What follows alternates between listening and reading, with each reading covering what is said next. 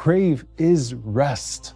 Masruq rahimahullah said, there is no home better for a believer than his grave. قَدْ اسْتَرَاحَ مِنْ أَمْرِ الدُّنْيَا أَوْ مِنْ عَذَابِ اللَّهِ. He has been relieved from the affairs of this world or from the punishment of Allah. And for those of us who lost someone who was the greatest source of joy in our lives, the grave can be a place where we finally get to reunite with the ones that we love so much.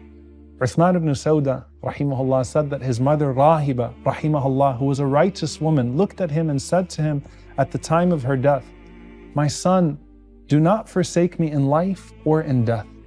And so he would go and visit her grave as he used to visit her home and make dua for her.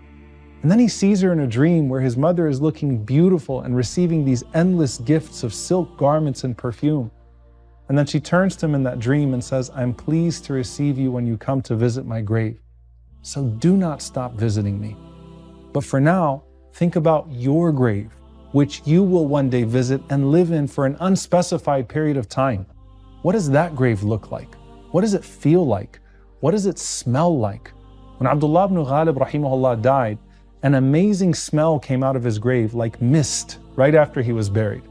Then he was seen in a dream and asked about that smell, and he said, "That was the breath of my recitation and my thirst."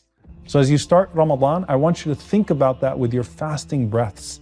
Your grave is breathing. It's a home under construction and the door to a reality that most people pay no heed to, though it is absolutely inevitable.